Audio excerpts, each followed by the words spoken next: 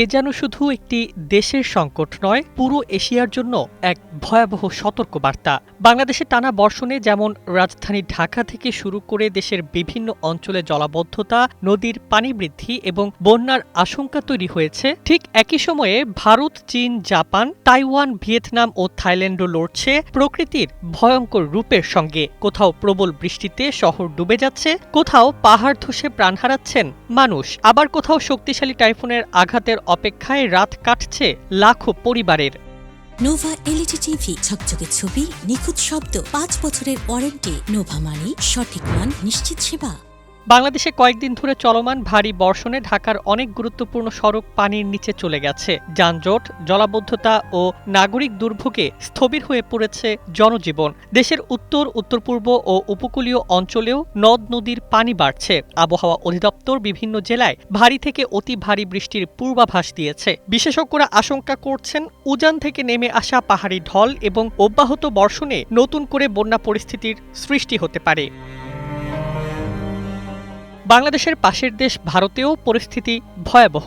এক সপ্তাহের টানা বর্ষণে সবচেয়ে বেশি ক্ষতিগ্রস্ত হয়েছে গুজরাট, মহারাষ্ট্র, ত্রিপুরা, হিমাচল প্রদেশ ও দিল্লি সহ একাধিক অঞ্চল। মহারাষ্ট্রের প্রাণহানি বেড়ে দাঁড়িয়েছে 22 জনে। ত্রিপুরার 3 জেলার বন্যায় ঘরছাড়া হয়েছেন 11,000-এর বেশি মানুষ এবং ক্ষতিগ্রস্ত হয়েছে 4,000-এরও বেশি বাড়ি। দিল্লির অনেক এলাকায় হাঁটু সমান পানি জমে যান চলাচল ব্যাহত হচ্ছে। গুজরাটের বিস্তীর্ণ এলাকা প্লাবিত হওয়ায় হাজার হাজার মানুষকে নিরাপদ আশ্রয়ে সরিয়ে নেওয়া হয়েছে। বিভিন্ন রাজ্যে রেড ও অরেঞ্জ অ্যালার্ট জারি করে প্রশাসনকে সর্বোচ্চ সতর্ক অবস্থায় রাখা হয়েছে। অন্যদিকে চীনের দক্ষিণ ও মধ্যাঞ্চলে টানা বর্ষণ ভয়াবহ বন্যার রূপ নিয়েছে। নদীর বাঁধ ভেঙে বহু শহর ও গ্রাম প্লাবিত হয়েছে। এখন পর্যন্ত অন্তত 39 জনের মৃত্যুর খবর পাওয়া গেছে। নিখোঁজ রয়েছেন আরও 9 জন। লাখো মানুষকে নিরাপদ আশ্রয়ে সরিয়ে নেওয়া হয়েছে। কৃষি জমি, সড়ক ও গুরুত্বপূর্ণ অবকাঠামোর ব্যাপক ক্ষতি হওয়ায় পরিস্থিতি আরও জটিল হয়ে উঠছে। অনেক এলাকায় উদ্ধারকর্মীরা নৌকা ও হেলিকপ্টারের মাধ্যমে আটকে পড়া মানুষকে উদ্ধার করছেন।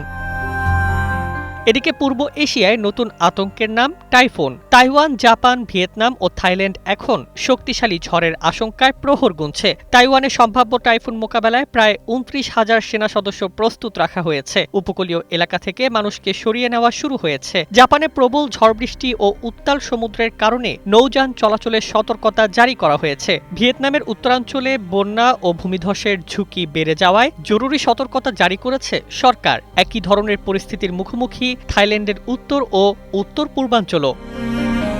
আবহাওয়াবিদদের মতে জলবায়ু পরিবর্তনের প্রভাবেই এশিয়া জুড়ে চরম আবহাওয়ার ঘটনা আগের তুলনায় অনেক বেশি ঘন ঘন এবং ভয়াবহ হয়ে উঠছে। বাংলাদেশ থেকে চীন, ভারত থেকে জাপান, প্রকৃতি যেন একসঙ্গে সবাইকে সতর্কবার্তা দিচ্ছে। তাই এখন সবচেয়ে বড় চ্যালেঞ্জ শুধু ক্ষয়ক্ষতি কমানো নয়, বরং আগাম সতর্কতা, দ্রুত উদ্ধার অভিযান, কার্যকর দুর্যোগ ব্যবস্থাপনা এবং জলবায়ু পরিবর্তনের দীর্ঘমেয়াদী প্রভাব মোকাবেলায় সমন্বিত প্রস্তুতি নেওয়া। কারণ প্রকৃতির এই রুদ্ররূপ যদি আরও তীব্র হয়, তাহলে পুরো এশিয়ার জন্য সামনে অপেক্ষা করতে পারে আরও কঠিন সময়। News desk, 21 television.